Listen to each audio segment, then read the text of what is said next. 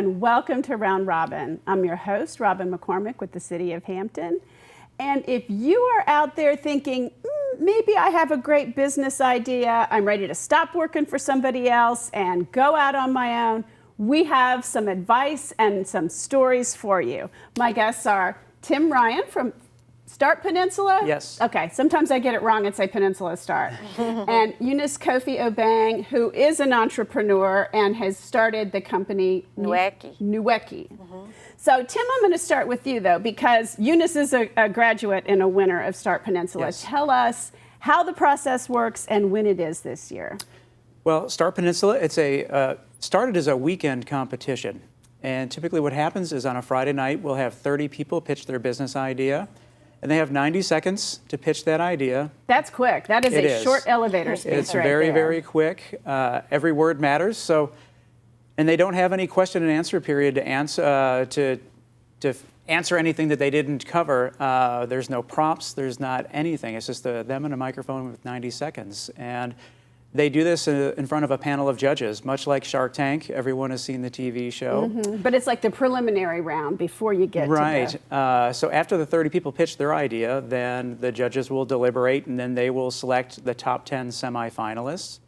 And the idea then is that those top 10 semifinalists will work on their business over the course of the weekend. And then on Sunday evening, they will re-pitch that same business idea. This time they have 5 minutes with a 5-minute question and answer period. And they can use PowerPoint slides or a demo or props. And then the judges will award 3 winners, and they each will receive $5,000 in some seed funding. And this year we're doing it at Hampton University, November. Yay. It moves around because it is sponsored by several localities that support it, but we're always especially happy when it's in Hampton. Yes. So how do you pick the 30? Is it the first 30 people who apply? Do you look at the pitches and say, okay, if you get more than 30, these are the ones we're going to go forward with? And this year we've received a record number of applicants. So people do apply. We scan them over just to make sure that that's something that the cities can get behind and promote, because this is really about promoting entrepreneurship and growing our business base in the area.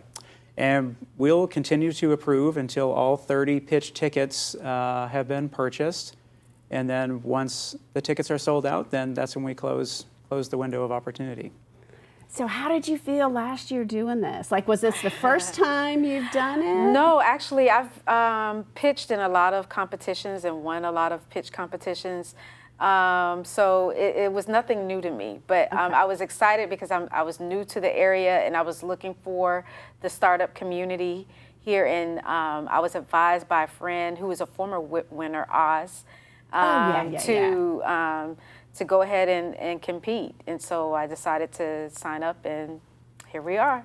Yeah. So you are from Florida? Yes. Or at least went to college there and stayed, I don't know. Yes, I'm from Tallahassee, Florida. Okay. Yeah. Okay.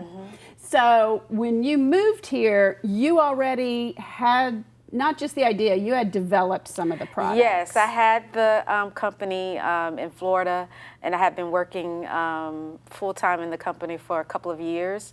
And so when I came here, I was putting the touches on the kits that we're going to be launching this fall. So tell us about your products. I mean, it's a suite of products, and how you came up with the idea. Okay. A little bit about your background, because you are a chemist.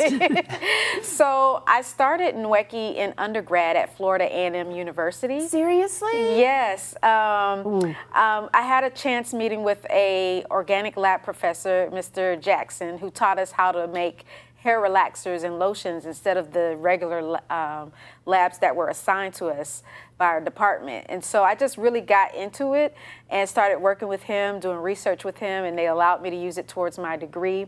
And in the process, I realized that there was a gap. There was a need for more clinical grade, medical grade, pharmaceutical grade products that actually address the unique structure and function of skin of color.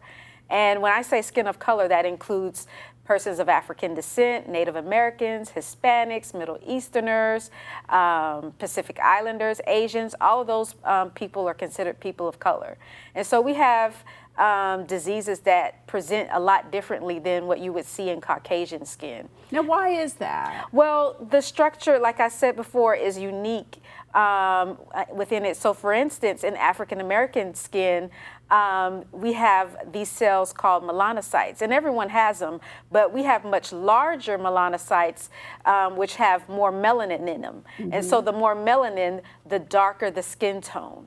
And so, of course, that creates a variation in pigment. And then we have fiber cells that are much larger in comparison to Caucasian skin. So I'm not sure if you've ever heard of the term black doesn't crack, where you'll see a lot of African American or people of color that, you know, they look a lot younger than what their age is. And it's because of that, because we have these large fiber cells. But we do have some issues that occur because of the structure and function of our skin. So with the melanocytes, whenever we get any type of inflammation or any cuts or wounds to the skin, then it can create dark spots on the face or any parts of the skin. And a lot of consumers want to have even skin tone. So that sort of scarring kind of a thing is more, you're more sensitive to that. Exactly, exactly.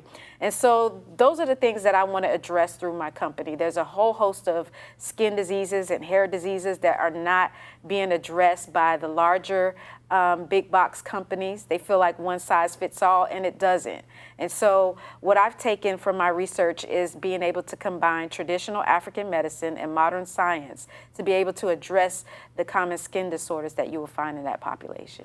And that's awesome. And it's also, you know, large pharmaceutical companies, large cosmetics companies tend to use a lot of stabilizers and ingredients and things that are less expensive and can be mass produced. You, I take it, are doing it a little differently. Yeah, I'm doing a little differently. I'm taking into consideration the structure and function of the skin and things that we would need.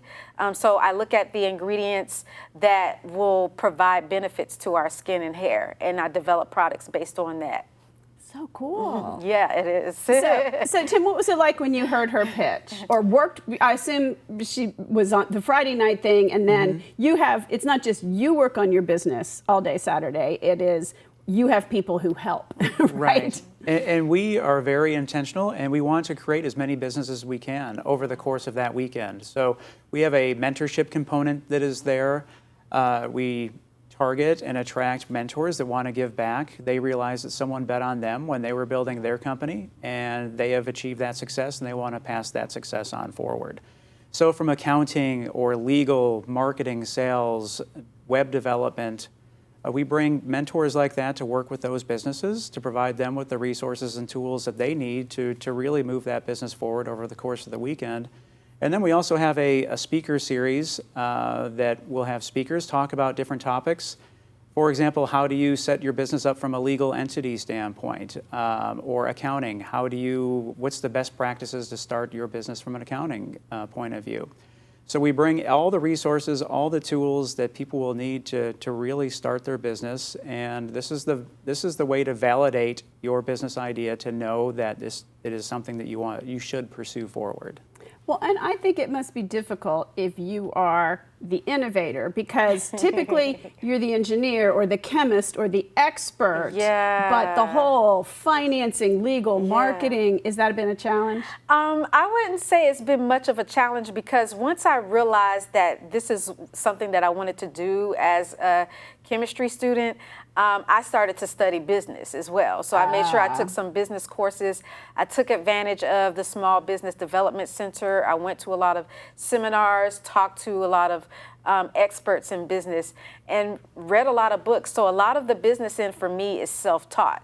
And so over time, you start to build that expertise. So, you know, I like to say I have the chemist hat on, and then I also have the business hat on. So, you know, sometimes it could be a bit much, but, you know, I think it's great to have both pieces. Well, and you know, you can't just have the products. Yeah. You've got to have, and I will say this packaging is beautiful. Thank you. Let me hold it so the Thank camera you. can see it. And I'm going to open it up. You don't have labels on these at this point, but Yeah, you've but got... that's the prototype of what the acne kit and the hyperpigmentation kits will look like once we launch this fall. So you haven't launched officially. You are launched because there's stuff selling. You have a website. Yes. And there's some sales on your website. Yeah, so those were just prototypes of products just to kind of beta test and see what the consumer wanted. What they would And click in that on. process, using lean startup principles, that's when I came across that our consumers really wanted products that treated acne and products that treated hyperpigmentation. So I had to do a pivot and change and then focus solely in on that. Because that's what's not there. Yes. Really, that is what is not in the market at all. Whereas moisturizers and things might be, but you can bring them along to those once they once they get in. Exactly. So what are the next steps for you? You've entered another program. Yes, right now I'm in 757 Accelerate, and it's a accelerator for Hampton Roads, and it's comprised of 6 different companies, and it's really intense. We spend 3 months together where they're really developing us into taking our products and services to market, and making sure that we get the mentors and things that we need to make sure we're able to tweak the product, tweak the service, and just make what we've created better so that we can prepare ourselves to get funding. So where are you going to make this? How are you going to make this? And I'm thinking of, the Mango ladies went through a couple of transitions where they would rent a commercial kitchen on the weekend and they could produce small batches, and then they needed their own. I mean, there's this growing process. Yes, so definitely we'll be manufacturing here in Hampton Roads. We'll do small manufacturing. Definitely we're in the process of obtaining lab space in the area, so we're looking around, and then also as we expand, we're going to need a contract manufacturer who has much better capabilities to mass produce the products. So you say we. Is there anyone actually working in this business with you? So it's me, and then I have some contractors that help assist with some other areas of the company, whether it's design or whether it's social media, things of that nature. So yes, it's a team effort, and also my husband also assists as well. So when you get lab space, will you be the one physically making the product runs initially? Yes, I'll initially be the one making the product runs, and along with, definitely I'll be adding on staff to assist me to do that. That's so cool. Yeah. So Tim, does everybody who comes out of Start Peninsula get this far? I mean, is she a typical story? We always hope that is the case. And the reality is that not every business is going to succeed, but as I had mentioned, this is a platform to validate your business idea. And once you have that validation, then we put together the resources, and the whole ecosystem across Hampton Roads is really coming together to provide that platform that if you put in the effort and you have a problem that is worth solving, that we are going to do everything that we can to ensure your success. And I would assume a lot of people, I mean, you've been working on this since the early days of college. You've got a lot of experience and all under your belt. Other people might come and realize, oh, I need to tweak this first. I'm not quite there yet. So it is an iterative process, I would think, for a lot of people. 100%. And even you found that you needed to focus on certain areas. Oh yeah, and the thing is, you have to be customer focused. And so if you really want to understand your customer and provide them with what they need, you have to put your all into that. And everything else, has to be put aside. And so even in this process, I'm still iterating. And if you're a company that wants to be innovative, you're always going to be iterating on products and always are going to try to find new ways to bring what the consumer needs. Now, you said earlier that you use modern chemistry, but also traditional African ingredients. Tell me a little bit about that. So during my master's, I have a master's in pharmaceutical sciences with the emphasis in cosmetic science. I realized that there was a need to understand traditional African medicine. We know a lot about Chinese medicine and how that's been incorporated into medicine, but there hasn't been very much. There are lots of plants that have medicinal properties that could treat a lot of skin and hair conditions and other ailments of the body. And so that's what I spent my time studying. And I said I wanted to incorporate that because, of course, my background, I'm Ghanaian. My family's from Ghana, and I wanted to take like how far back? My parents. Okay. Yeah, my parents were born there, and so I wanted to incorporate that part of me in there because that's what my tribe is known for. And so I believe that a lot of the ingredients are great for our skin and hair, and I definitely believe that there will be some benefits to the consumer. And obviously, you know, the African product everybody knows is shea butter because that's just taken off and everybody uses it. And that is one of those. But you have lesser known. So, there's so many plants, and it goes so beyond just that, like baobab oil, marula oil. And there's other types of... marula oil, that's popular now too for mangosteen. I mean, there's so many different plants, thousands of plants that have gone undocumented that are truly beneficial to the human body. That's really cool. And you've gotten some national press. Yes. I saw from your website. Tell me how that came about. Well, I've been in Forbes Africa. I was named one of the top power women in Africa because I'm a young global leader with the World Economic Forum. And then also I've been featured in Essence. I wrote articles for Essence on the topics in relation to skin of color. I've been in chemical and engineering, basically talking about, you know, my background as a chemist, entrepreneur.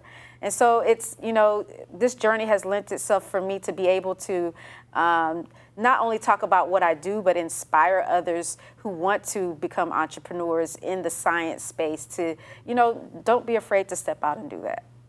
And entrepreneurs who may not look like what we think entrepreneurs look like. Yes. Yeah. Awesome. I'm so impressed. Like, thank you. Chemical Journal, Essence Magazine, Forbes Global Leader. Oh my gosh. that is a reach that I don't think anyone else can probably claim. That's very impressive. And we're thrilled that you're here in Hampton. Thank you. I'm glad to be here. Wow. Okay, so Tim, one last pitch for Start Peninsula. Tell us dates and times again. Dates and times for Start Peninsula this year, November 1st, 2nd, and 3rd. We're at Hampton University. So for anybody that has that itch inside of them, or boy, somebody should start a business and do this, this is your opportunity to do that because it is a platform to learn everything that you need to learn and make your dreams a reality. And if you're not at that point yet where you're ready to pitch, you can come watch and learn. That's right. You can still talk to some of the mentors. You can absorb it or just watch and have fun. That's you know, exactly if Shark Tank is that popular on TV, people are going to enjoy watching this. That's right. Okay. Well, thank you both so much. Thank you. And thank you for watching. The Peninsula and Hampton in particular really is an incubator for entrepreneurs and startups. And I hope you will come out and support this event. And if you have that idea inside of you, be inspired by Eunice, come and watch and enjoy the event. Thanks for watching.